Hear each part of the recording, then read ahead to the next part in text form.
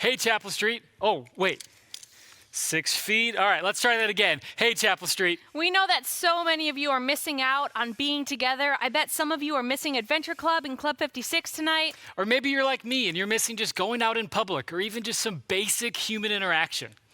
And some of you parents are stuck at home. You're trying to work from home and also homeschool at the same time, and maybe you're going a little bit nutty. I know I am. So we thought tonight that we would gather together. Well, I guess that we're not really together, are we? Hey, that reminds me.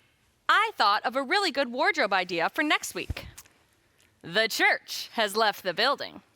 That's good. Who knew that would make a comeback? I know. Well, hey, like I was saying, we thought we'd gather together tonight online for a time of connection, fun, and encouragement. And by the way, I've never been to your house before, but it looks really nice in here, doesn't it? Look at that ficus in the corner. Oh, yeah, that's great. Yeah. You know, we've got a great night planned for you. We're going to play a fun game. We're going to hear some awesome stories of things going on in the neighborhood. We're going to hear some great worship and an encouraging word from Pastor Jeff. We've been looking forward to this all week, so grab some popcorn and settle in. Because live from Chapel Street Church, It's Wednesday night!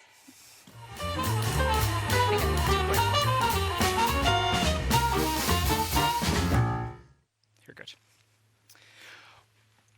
Well, our game tonight is Password. Before we explain the rules, let me introduce you to our wonderful contestants. Can I get a drum roll, please? All right, we'll begin with team number 1. Ooh, team 1! You know our first contestant very well. He's the boss man, able to quote C.S. Lewis in any conversation. Our fearless leader and lead pastor. Let's hear it for Jeff Frazier. Yeah! Our next contestant, his teammate and friend, you know and love her from Elevate, Adventure Club, and Chapel Street Kids. She says that of all of us, she's the pretty one.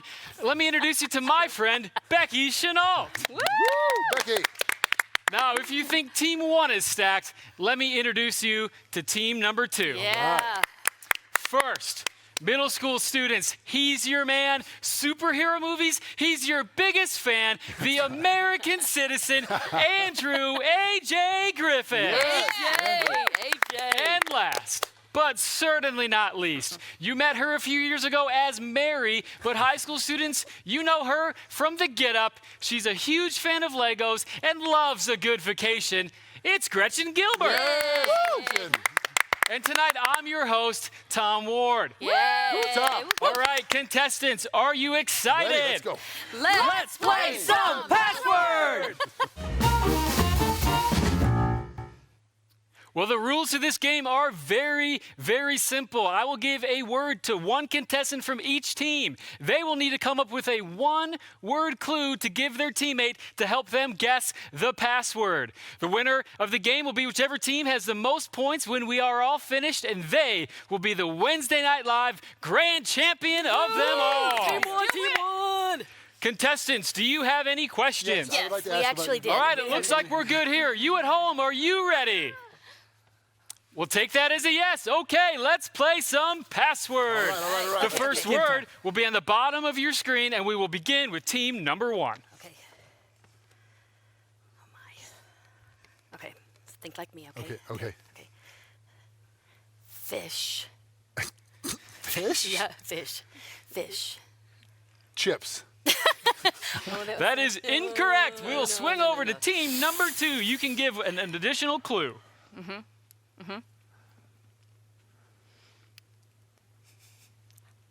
Porpoise. Dolphin? Yes! That is correct. Yes! Team number 2 gets a dolphin is a mammal, point. not a fish. I'm sorry, is that's why they true. keep me in Chapel Team Street. 1 is beginning to fall apart, but if you are keeping No, we're track not of the falling score apart. at We're not- home, we're not it falling is apart. We're not 1, falling apart. 2, 0. Do you hear that? Zero? All right, all right. Okay. My turn? The second word, we will begin over here with team number They go 2. first. But it's the same word? It will be AJ. Okay. It will be AJ on the second word. Okay. Come. Frozen. Pizza. That is incorrect, but delicious. Let's hear from team number 2. From number 1. Okay. Okay, well, Jeff, can I just say, I'm not 50 yet, so keep it young. So keep your think young, okay? Snowman. Olaf. Yes! Is correct. She loves Chapelstreet Kids. All right, we've got a tie ball game, 1-1. Yes, The third word will begin with Mr. C.S. Lewis himself. You can you're begin starting. giving the clue. Oh, I do No, it? he Give just it. went. Yeah, didn't no, he? he gets to go first. This Okay, time. okay. Okay, okay, All right. okay, Oh. okay. Yeah, you wishing it was me. How many words can I give? One word. That is okay. the game. Password. Oh. Okay. Think. It's fine. We have time. Okay. But It's okay. We have time. Just think and think. You can say what you want, but if the judges don't think it's good, then they're Yeah. just Can't going to say a forfeit form the of the round. word. Don't say a form of the word. no, I know that. Okay. He's stalling. Oh, Okay, no, but no. I'm not real smart. But I think this is one word, but it might not be. It's okay. We're if Roll the hyphenated. dice. Oh This my. is a game Who's show. the judge? Me. Cake shake. That is 2 words, No, my friend. it's They- one word. That's one we will word. swing over to team No, number that's 2. one word. Come on. Come on. Hey. Come on. Fries. Oh, it's back to team 1. Come on. No, Uh, it's the same thing Oh, you that said they something. said. Burger? It is not burger. Oh, I go. Back It's to not- team okay, 1. team one. Yes. Okay. You know we're doing the same Does she clue, can just right? guess? Yeah. You can say anything, but don't Okay. say any two. Don't say 2 Okay. words. Oh. Wait, not. We're gonna get it. Beef. Portillo's. No, is correct. Team 1 is taking the lead. cake 2 shake? points over here. Burger. Yes. 1 Burger. point over here. All right, team 2, you will begin by giving a clue. Whose turn is it? His? Okay. It's the same one as the witches. Oh, okay. Do the next one. Do the next one. Okay. Ooh. Let's go, Andrew. All right, mister, I took 2 hours to give my clue. No. Think of the perfect word. Okay. You just wait. Settle in. Da, da, da, da, da, Let's be da, nice, da. everybody. That is not Let's play helpful. nice. Look. I'm gonna psychically beam this to you. Okay, You I'm gotta ready. Focus in. Movies. Marvel. No. Ah. No. So That's a good guess, but it is incorrect. Becky it's will me? give a clue. Oh, crummy. Okay, think of your next word. Okay. Because they're not going to get it right now. Yeah. Do you remember what he said? Mm-hmm. App. Well. What's the one? What's the one? Yeah, what's the one? Come on, you What's got the it. You got the one. It's the one. Come on, the one. What's the F? Yeah. Here, do you want to look at my phone? Everybody I at don't home, think you I- might know it already. Oh, Come on. Fandango. It is not Fandango. What is We it? will Okay, switch over to movies, team I got a number couple options. 2. Narrow it down for me. Streaming. Streaming is Oh no. incorrect. He's the clue. Clue giver. The judge is incorrect. Never mind. Okay, there's a lot of options there. I was asking you to narrow the field for me. This is. Oh yeah. All right, Netflix. Yes! Netflix is correct. I think it's on. Well done. Okay, we've got a tie ball game here, folks. Oh, It is two, 2-2. Any words you want to say to each other? No. Are you gonna find me if we I'm win? ready. It's getting heated here, folks. It's getting pretty heated. nervous. Let's go to Is it word me? number 5. We'll begin over here with team 1. Who gives the clue? I do. I You do. believe Pastor Jeff gives the Okay, clue. Pastor No, she Jeff. just did. Is it me? Okay, I do. Yeah, you do. Okay, here Okay. we Oh. go. Okay. Okay. Please. Okay. Okay, we just talked about. Oh, did We're going to allow that to slide, but it's pretty risky. you literally Pastor Jeff, let's just give one word. I don't know. Verde. salsa. Yeah! It is salsa. And we did talk about that, but we're going to give them the I've point. never heard It him is talk about salsa 3 today. Never. to 2. Okay, okay. The next word. We'll be back over here with team number 2. It's you. It's me. Well, wait, because I didn't go. Is it my turn? It is Gretchen giving the clue. Yes. Let's just give me the clue. Okay. Come on, we need this. Just go. Rogers. Neighborhood? It is Nick! Come on! It is impressive. You looked. Our staff Come is on. very, very smart. All right. You would have said Captain America. I on any just other appreciate our church's vision, sir. Okay. Okay, listen, what's happening next? We have a tie ball game, which means we have a final word. It is the final 3-3. The final word final will be given to team number 1 to begin. Okay, Becky. No, you I get- just did. It is Becky giving the clue. Oh, that's bad. No, If it's they good, get it's good, it's this, good. they that's the win. last one. That's one he did.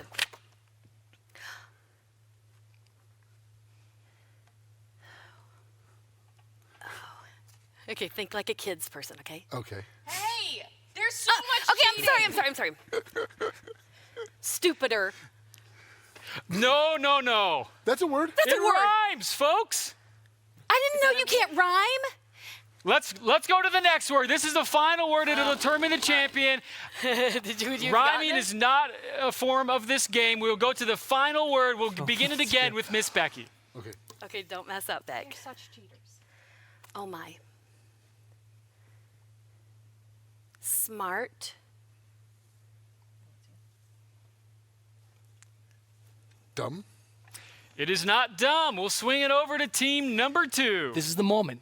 This Okay, is the moment. I'm ready. This is it. All right. Reminder, folks, if they get Take this, your time. they win the Okay. game. Geek.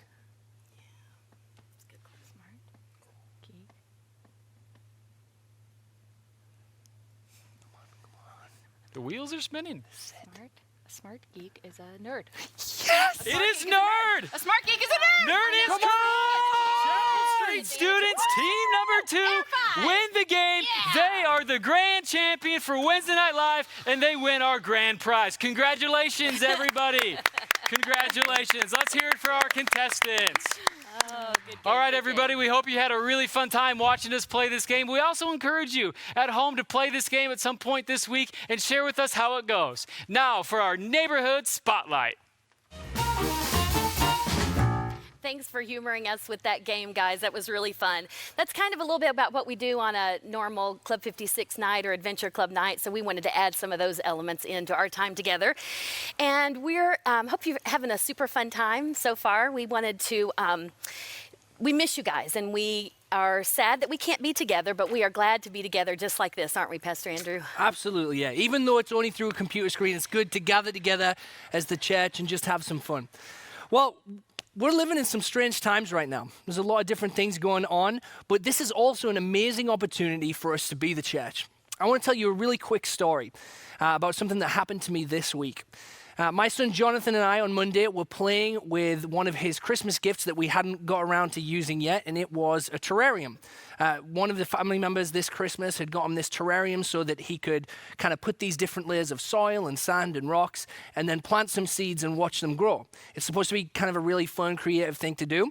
But unfortunately, his younger brother got a hold of the terrarium, this little jar with all the sand and the rocks and the soil in it.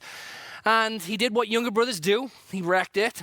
He shook it all up. I don't know why he chose to do that, but he did.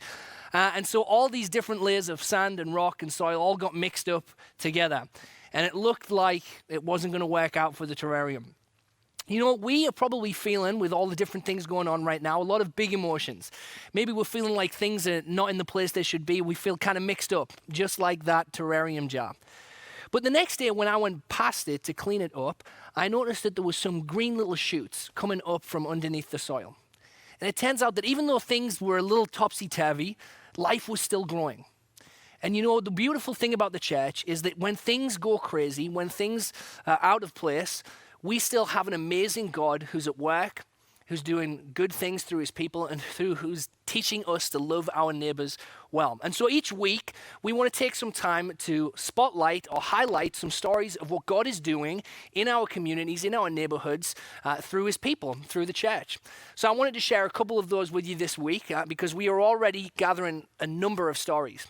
The first one is about a friend of mine called Jake. Jake's in our middle school ministry, and he was thinking about how he as a middle schooler could creatively think about loving some of the people on his neighborhood.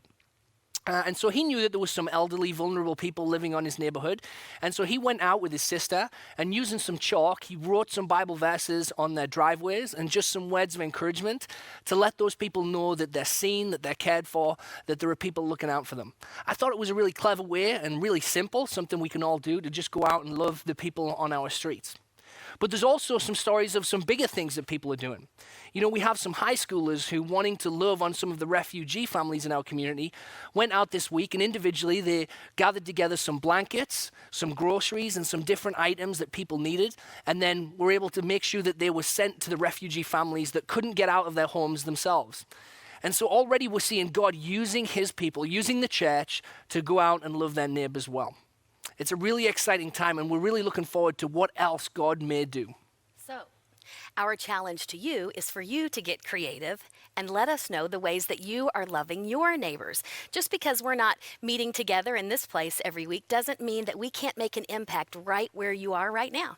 So we have some neighbors at Carroll Tower right down the street in St. Charles, and they are in need of a few items. So those items are listed on our website at chapelstreet.church. Under the Serve tab, you'll find the items that you can bring for Carroll Towers. And if you would get a paper grocery bag and put those items in there, you can bring them to our South Street location. The hours are listed on our website, and we will deliver those items for you. And you know what would be even cooler is if you would write a note of encouragement or draw a picture and put inside those for those neighbors so that they would feel super loved. We know, guys, that you're going to have some other really creative ideas, and maybe it's taking trash carts to the curb before trash day or sending cards to a care facility. We want to know about it. So we have a hashtag that we would like for you to use anytime you post on social media. Hashtag for where you are. That's the hashtag we want you to use on social media. Now, we're not trying to get famous, but we want our community to get a glimpse of what God is doing through his people, making an impact where they are in their neighborhoods. So we want to keep thinking about this God who's loved us so much, because this is the reason we neighbor. It's because we have a God who himself, as we're told in the Message Bible, came into our neighborhood and neighbored with us. And so we're going to go over to Anton and Ricky now, and we're going to worship this great God who's loved us so well.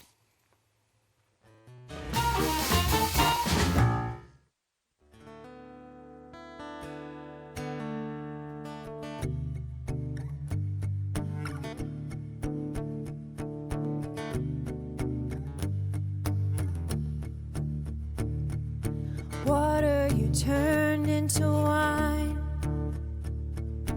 Open the eyes of the blind. There's no one like you. None like you.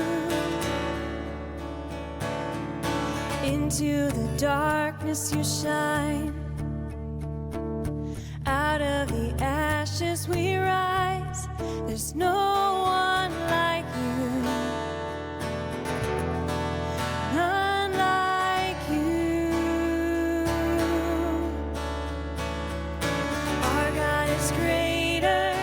Our God is stronger. God, you are higher than any other. Our God is healer. Awesome in power. Our God. Our God.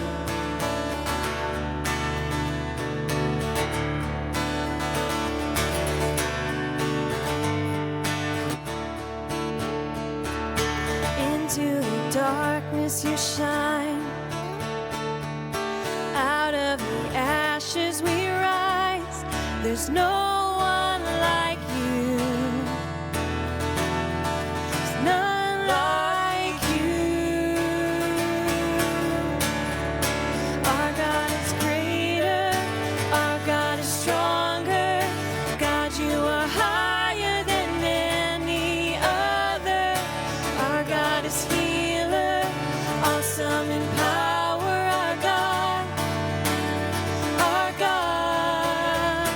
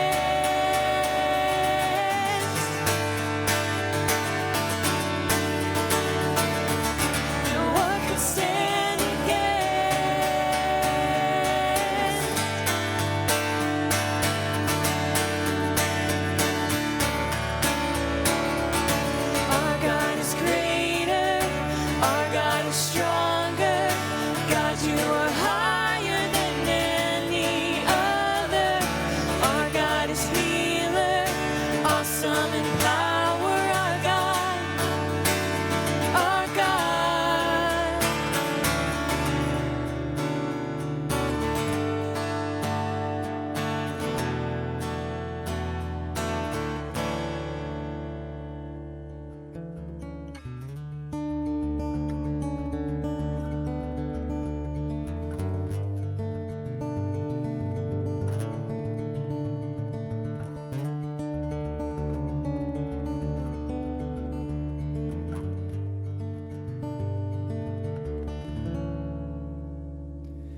Wake up, sleeper, and rising from the dead. Wake up, tired ones, and open up your eyes.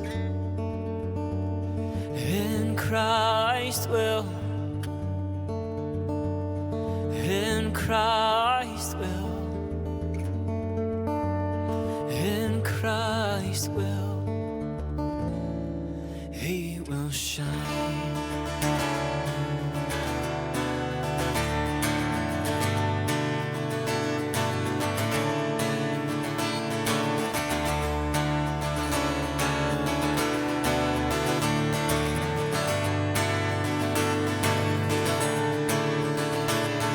In a world that's failing, He will come and pick me up.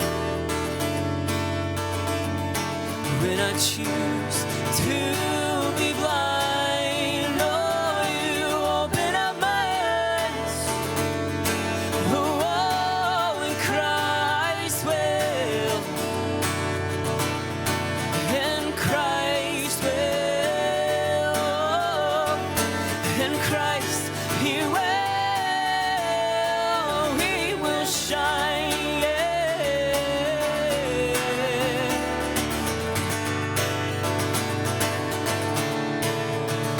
He will shine on you. He will shine on you. He will shine on you. Oh, I will see love that. Oh, I will see love that. Oh, I will see love that you have given to me. Yeah.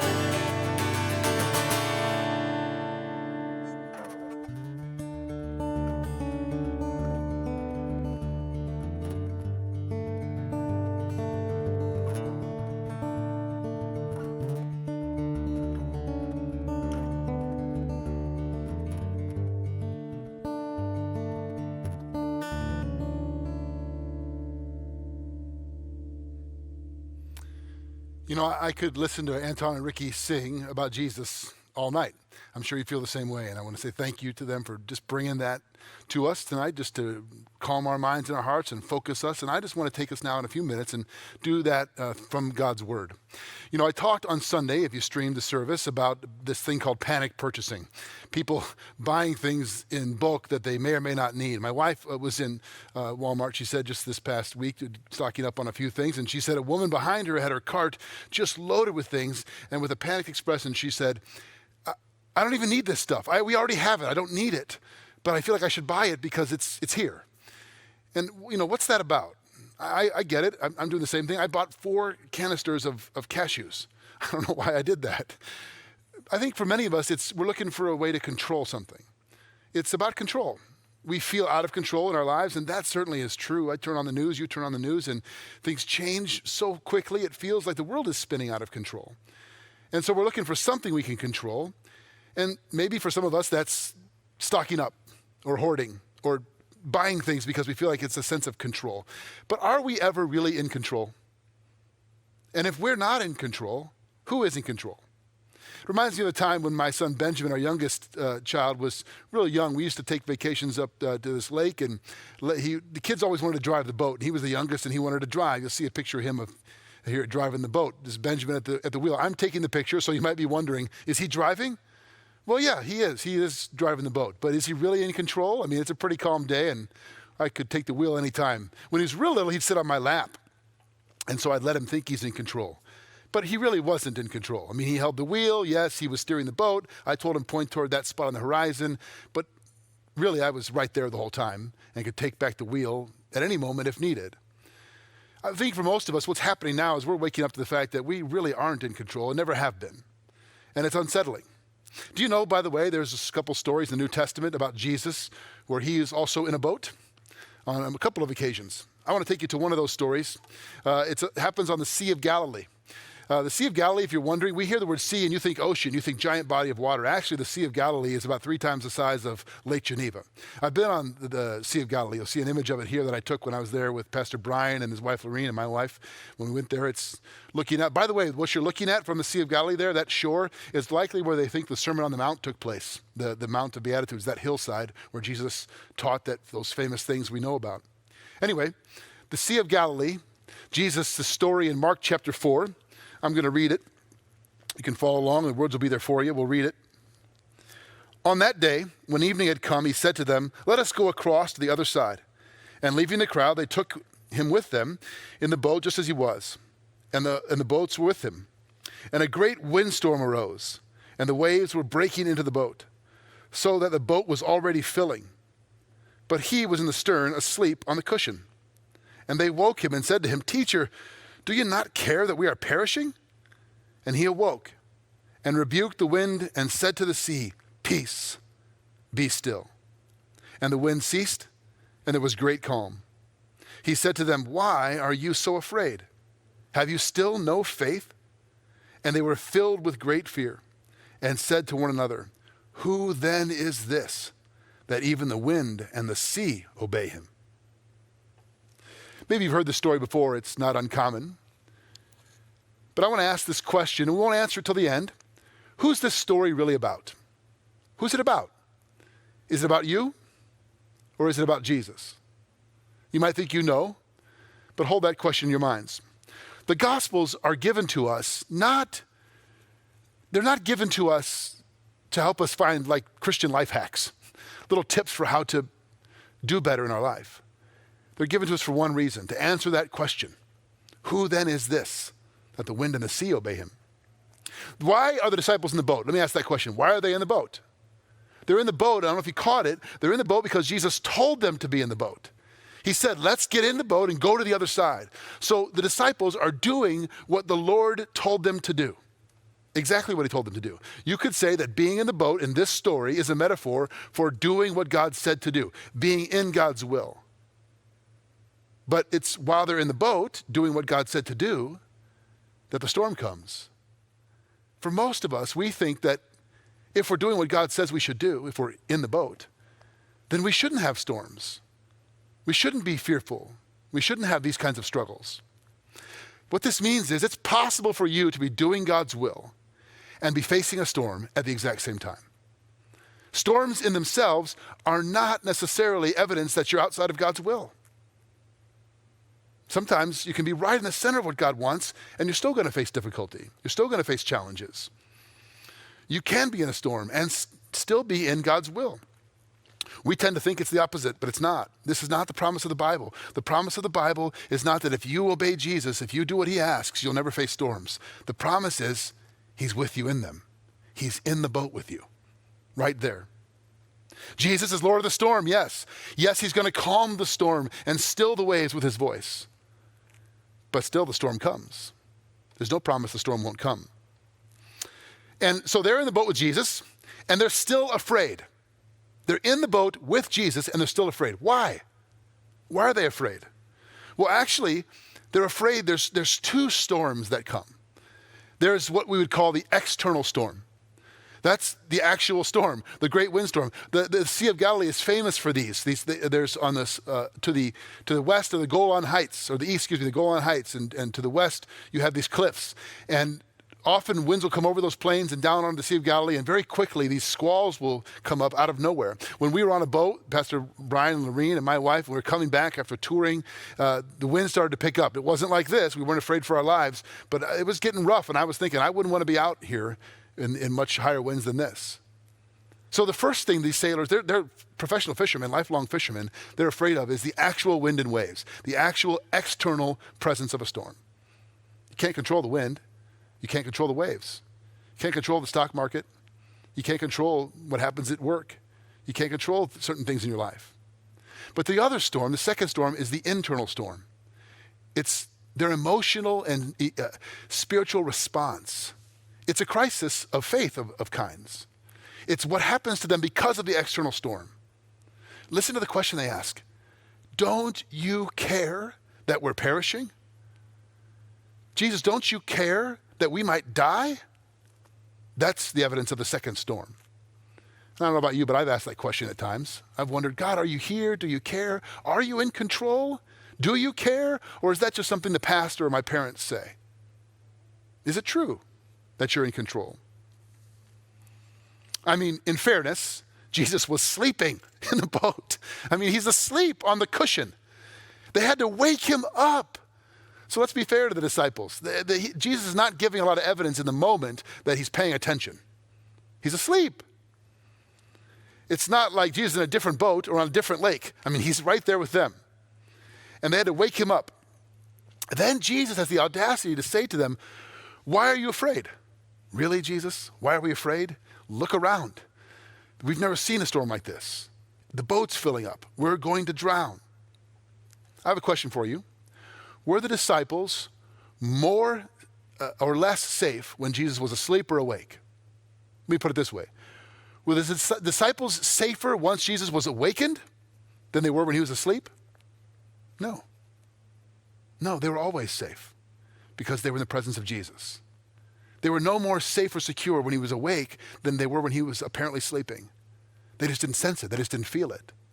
That's where their fear came from. Jesus told them to get in the boat. He told them we're going to go to the other side.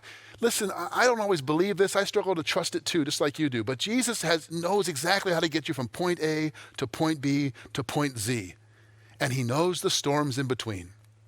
In other words, when Jesus said to the disciples, get in the boat, we're going to go to the other side, he already knew about the storm.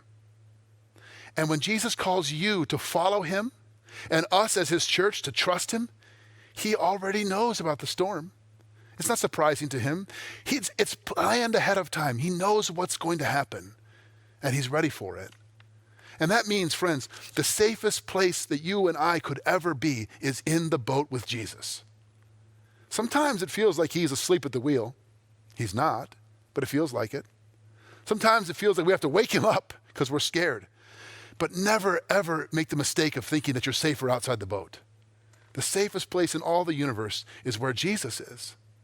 So I just want to give you this little encouragement, Chapel Street Church. Stay in the boat with Jesus. Stay with him. Despite how it feels, despite how it seems, obey him, trust him, go where he leads. Don't jump ship, because the safest place in the universe is to be with him. Because God's agenda for us in the storm, you know what it is? His agenda for us in the storm is not just to get us through it. That's what I want. I want it to be over.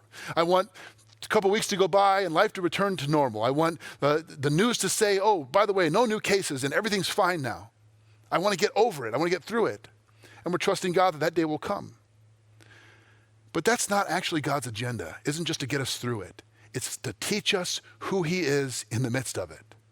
You know the question the disciples ask? First, they're afraid of the waves and the wind. Then they have a different kind of fear. And they were filled with great fear and said to one another, who then is this? That fear isn't afraid of. It's awe for who he is. I think God's purpose for us, in addition to protecting and providing and that we would do his will, is in the midst of the challenges that this season brings to us, to discover in a deeper way who he really is. Who's in the boat with you? Who is this? And is he trustworthy? Friends, the answer is yes, you can trust him. Let me pray for you. Father in heaven, we thank you that your word is always true. Your promises are always true. that you're always present with us when we don't see it sometimes, we don't sense it. Sometimes it feels to us for all the world like you're asleep and not paying attention. Nevertheless, you are always with us. You've called us to follow you and to trust you, and you know ahead of time what storms that will bring. So teach us individually, as families, and as a whole church family, to trust you, to stay close to you in the boat, in the midst of the storm, knowing that you will bring us to the other side. And when we get there, we'll know you in a more deep and full way. We thank you, Lord Jesus. Amen. Amen.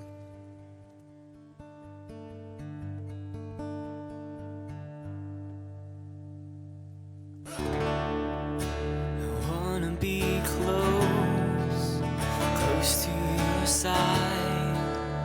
Heaven is real, death is a lie. I wanna hear voices of angels above, sing as one, hallelujah. Holy, holy, God Almighty, the great I am, who is worthy, none beside thee, God Almighty, the great I am.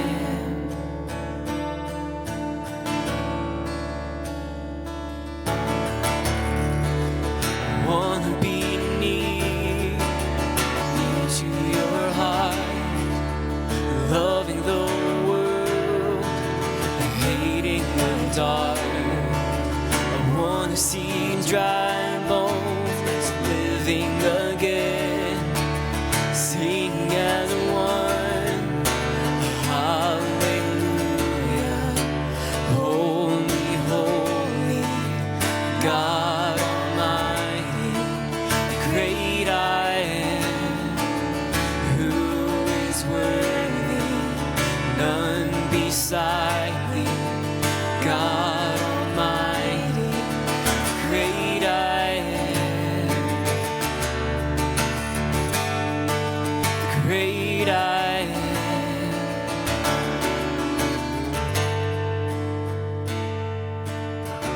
The mountains shake before you, the demons run and flee at the mention of the name, King of Majesty.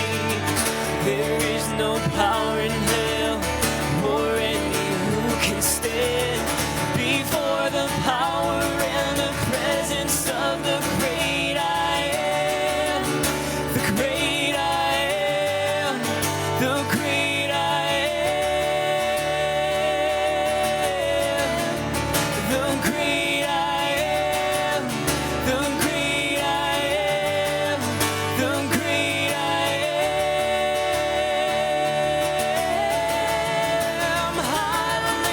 Hallelujah. Holy, holy, God Almighty, the great I am, who is worthy, none beside thee, God Almighty, the great I am. Hallelujah. Holy, holy, God Almighty, the great I am, who is worthy, none beside thee, God Almighty, the great I am, the great I am, the great I am, the great I am.